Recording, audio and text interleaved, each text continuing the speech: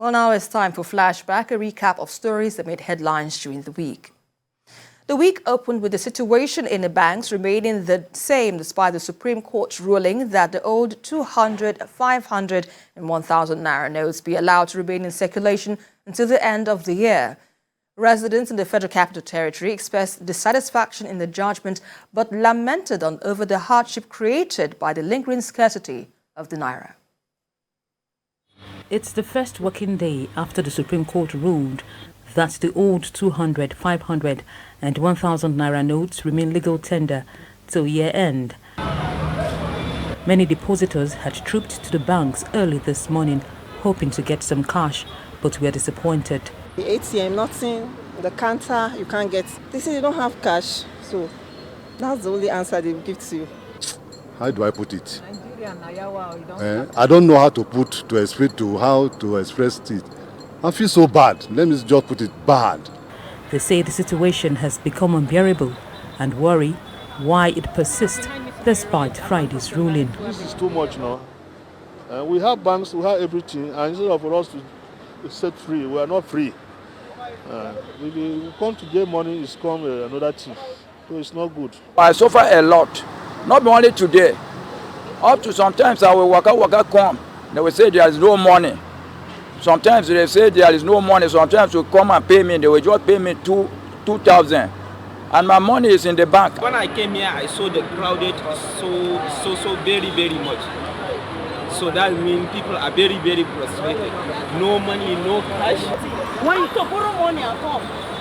They appeal to the authorities to help the situation, which has made life unbearable, as online transactions have not been very encouraging and electronic transactions are not even accepted for some purchases. Please, government should help us. They should help us. We are dying.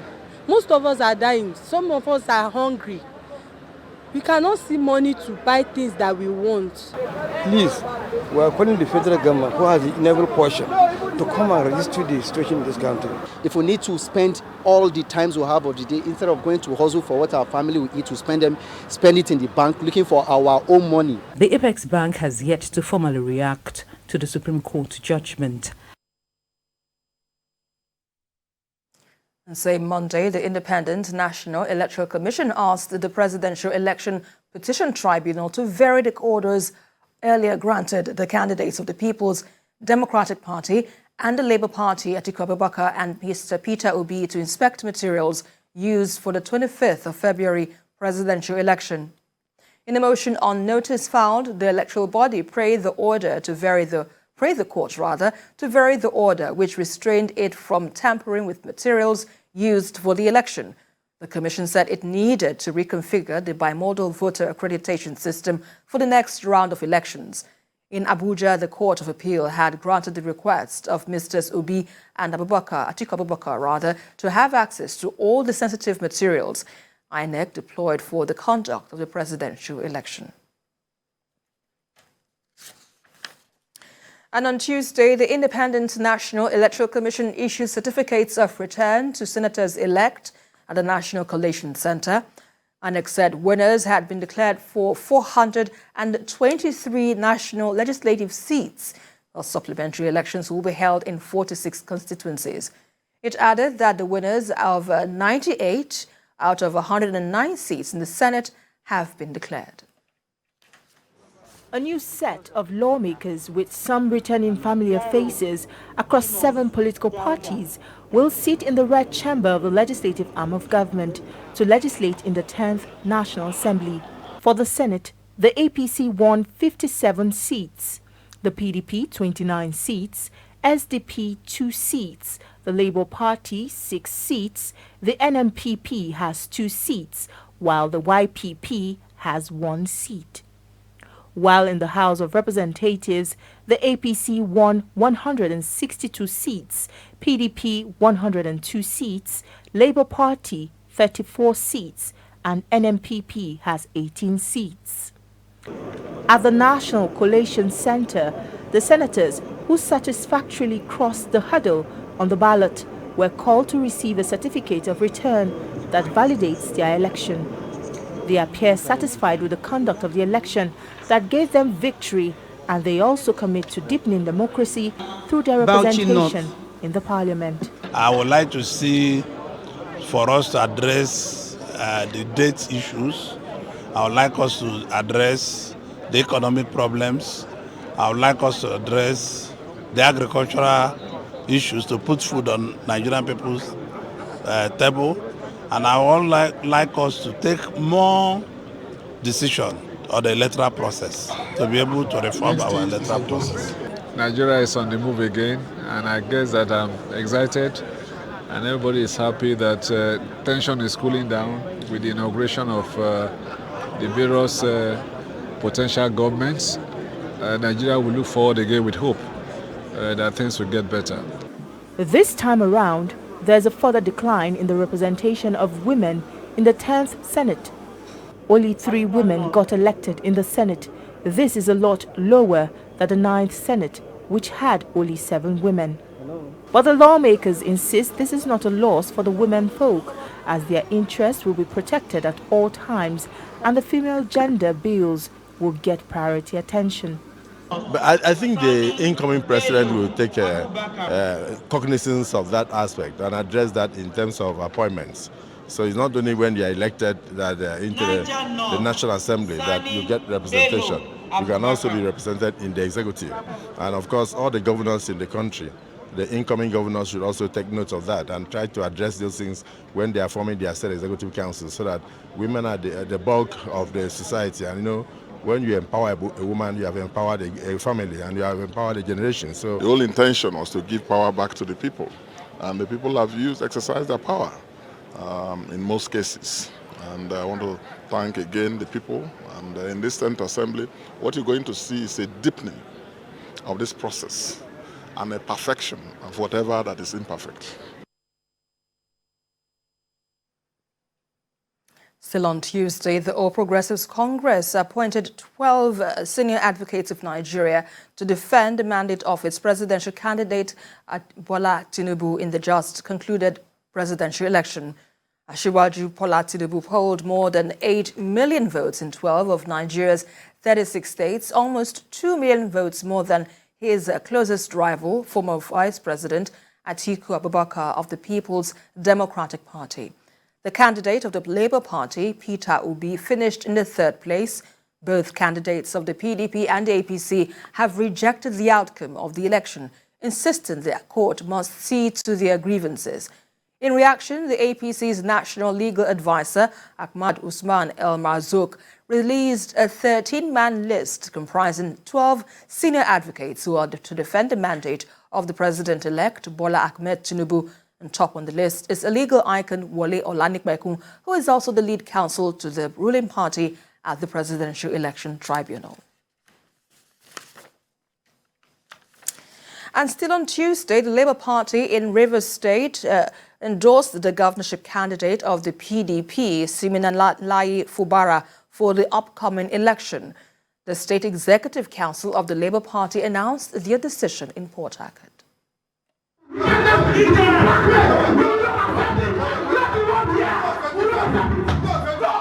This is Labour Party State Coalition Agent and State Party Chairman protesting the final results of the presidential election in Rivers State. He claimed that the Labour Party was robbed of victory after coming in second behind the All Progressives Congress. But in a dramatic turn of events, the chairman, along with some other leaders of his party, are now supporting the PDP candidates for governor. According to them, Labour Party has chosen to align with one senatorial district of Rivers State to produce a governor for the first time. All through the history of this great and outstanding state, the Rivers West District has produced the governor once in person of Sir Dr. Peter Odili. The Rivers East District has produced the governor thrice, while the district of the Rivers Southeast has never had this opportunity, thereby flaunting and negating the values of equity, fairness, justice, and balance. Values that are both fundamental and intrinsic to the Labour Party. 9. As Labour Party members and as obedience adherents to the aforementioned values, we must come out and support a region that has never in the history of the state produced a governor. He thanked the voters for standing behind the party in what he describes as their best performance in the presidential and National Assembly elections. It is now time, he says, to extend the same enthusiasm towards voting for the PDP governorship candidate. Voting a riverine candidate in the person of Sir Sinala Joseph Fubara from the Southeast Senatorial District of the state during the upcoming gubernatorial polls ensure that the Labour Party and our members are defenders and ambassadors of the values that have set her and the obedient movement apart from all other parties. This endorsement is seen as a major boost for the PDP governorship flag bearer, but Labour Party will continue to campaign for its other candidates who are contesting for 23 seats in the House of Assembly against the PDP and other political parties. And on Wednesday, the Court of Appeal granted the president-elect's permission to inspect the election materials used for the presidential election, delivering a ruling on the ex parte motion filed by the president-elect, Asiwaju Bola Tinubu. A three-member panel of the tribunal, led by Justice Joseph Nkechi, held that there is substance in the application filed. The application of Peter Obi and Labour Party was that we should be stopped from tampering with the Beavers machine. We now, before they finish the inspection and all those things, our ICT experts deposed to the PDP that no, reconfiguring the Beavers machine will not tamper with the data contained this, because we are sending the data to our back-end clouds and server. And there was no counter affidavit or further affidavit to controvert what we say. The court has no option than to accept what we are saying as the position of the law and the true position. The appellate court refused the application filed by INEC, seeking to vary its earlier order made, which had granted permission to Labour Party to have access to the election materials. Counsel to INEC noted that their fear was the order would give Labour Party access to identifying how a particular voter voted, hence the application for the court to vary the order. Labour Party had sought a forensic analysis of the ballot paper and access to INEC server, which has the biometric data of all voters. If the ballot paper is matched with the forensic analysis of data in each server, it will show how every voter voted. This defeated the purpose of secret ballots. The court has, however, clarified the order it made. The order was that they can have access to the election materials, such as ballot paper, result sheet, and any other material that was used for the election, not that to have access to our cloud or database. With the ruling of the court, INEC is clear to conduct the governorship and state of assembly elections without any room for postponement. And while Nigerians in most parts of the country eagerly awaited the governorship and state assembly elections earlier scheduled for the 11th, the Independent National Electoral Commission on Wednesday announced a shift of the exercise to the 18th of this month. The postponement was due to the Commission's inability to promptly commence the reconfiguration of the bimodal voter accreditation system machines utilized during the February 25th presidential election. Well, it was a Black Thursday in Lagos State when a government staff bus collided with a train along a major suburb in the town, leading to the death of 6 persons. Eyewitnesses say the tragedy occurred because of the driver's recklessness. A day like none other turned into a tragic one for members of staff of the Lagos State government in Alausa Secretariat. Gory scenes of passengers waiting for passers-by and emergency responders to help. As they watched in horror, the death toll increased from 2 to 3 in an hour. According to eyewitnesses, the collision happened about 7:30 a.m. on Thursday at the PWD intersection in Keja Long. The BRC guy, what did he want to use fastness? Just cross the middle of the God bless you. He doesn't know that this already hold him now. He can't go back, can't go for again now. That he take my way. That's what's happening. This here now, this here, this board here, this one is taking to my here. It's not that, it's this here. go from here now, reach Oshodi, Ladipo, all this major road, this hook, they don't remove and finish. Sometimes if the train is going there, the train will be shaking. Go there now, you can't see this single hook for this lane. And we call ourselves that we have a government. People are dying. Reports revealed that the immediate cause of the incident was due to reckless driving on the part of the staff bus driver while trying to beat the train traffic signal before the moving train rammed into the bus. All that's left are the screeching marks on the rail, the shards of glass, dots of blood, and leftovers from the passengers.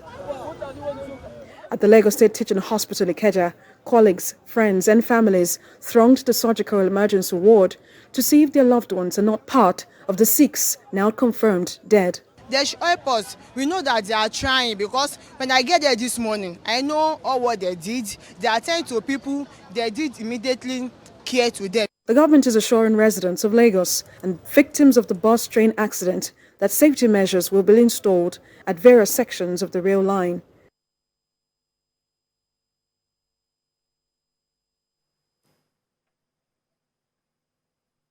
And in reaction to the accident, Lagos State Governor Babajide Sanwo-Olu suspended all public functions and campaign for 3 days. He visited the Lagos State University Teaching Hospital where most of the injured victims were receiving treatment. And in reaction to the development, President Muhammadu Buhari also sympathized with families who lost loved ones in the accident. The president described the bus and train collision as distressing and extremely sad. He prayed for the souls of the deceased and quick recovery of the injured. President Buhari commended Lagos state authorities and the federal government agencies for promptly getting into the rescue operations.